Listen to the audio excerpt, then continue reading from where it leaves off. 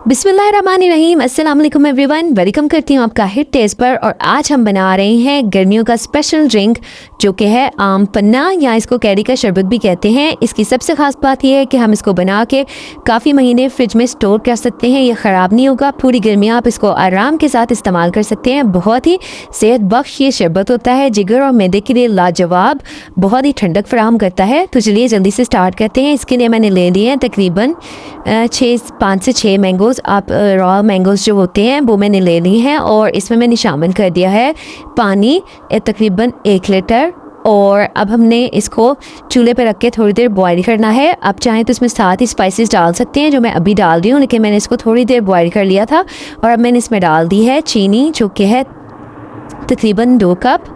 और इसके अलावा हम इसमें डालेंगे ज़ीरा पाउडर 1 टीस्पून भरकर, काली मिर्च का थोड़ी सी डाली है आधी टीस्पून, और नमक डाल दिया है वाइट वाला जो रेगुलर हमारा इस्तेमाल होता है, ½ टीस्पून, और ½ टीस्पून ही काला नमक डाला है। साथ थोड़ी सी लाल मिर्च का पाउडर डाला है।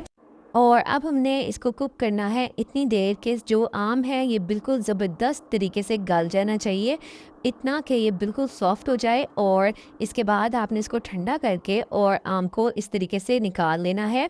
जब ये ठंडे हो जाएंगे फिर ही आप ये काम कर सकेंगे। और फिर आपने इस तरह आम की कटिंग कर लेनी है। अब हम इसका जो अंदर गूदा है, पल्प है, उसको अलग करेंगे। तो इसके लिए हम सबसे पहले इसकी सारे मैंगोज़ की कटिंग करके रख लेते हैं, और फिर हम एक स्पून की मदद से इसका सारा का सारा पल्प निकाल लेंगे। तो आप देखें इस तरह आपने एक स्पून ले लेना है, और इस तरह आप इसको स्कूप आउट कर लेंगे। बहुत ही आसानी के साथ सारा गूदा निकल आता है। अच्छा, कुछ लोग इसको छील के भी बॉयल करते हैं पानी में। उससे क्या होता है कि जो छिलके में अल्लाह ताला ने ताकत रखी है, आप उसके फ़वाइद से महरूम रह जाते हैं। तो इस तरह अगर आप इसको छिलकों समेत बॉयल करके और बाद में इसका पल्प निकालें, तो इससे आपको छिलके के जो ग़िज़ाइयत है वो पानी में ऐड हो जाती है, और उससे उसका भी आपको फ़ायदा पहुंचता है। तो देखिए इस तरह बहुत ही आसानी के साथ एक स्पून की मदद से मैंने सारा का सारा पल्प स्कूप आउट कर लिया था। और गुठलियों के साथ भी जो रह गया था पल्प, उसको भी मैंने स्पून की मदद से ही सारा उतार लिया था। बहुत ही आसानी के साथ सारा पल्प उतर जाता है। और इस तरह आपने सारे के सारे कैरियों का पल्प उतार के पहले तैयार कर लेना है। तो बहुत आसान सा ये शरबत है, बस इतना सा ही आपको काम है। और अब हम सिर्फ इसको डालेंगे एक ब्लेंडिंग जग में, और इसके बाद हमने जो इस पानी में इसको बॉईल किया था ना, वही पानी हम इसमें शामिल करेंगे। तो ये देखिए मैंने ऐड कर दिया है सारा पल्प, और साथ जिस पानी में बॉईल किया है अगेन वही पानी हमने इसमें डालना है, क्योंकि हमने इसको स्टोर करना है। कोई भी एक्स्ट्रा पानी नहीं लगना चाहिए, बर्तन आपके ड्राई होने चाहिए, तभी आप इसको लंबे अरसे तक स्टोर कर सकते हैं।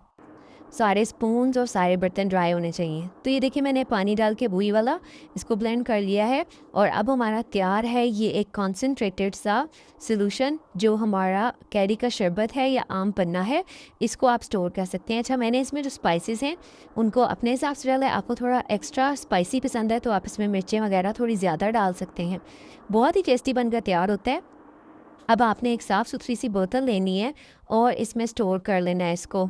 सारा का सारा पल्प हम ये कॉन्सेंट्रेटेड सा सॉल्यूशन अपनी बोतल में डाल देंगे, और ये हमारा रेडी है फ्रिज में जाने के लिए।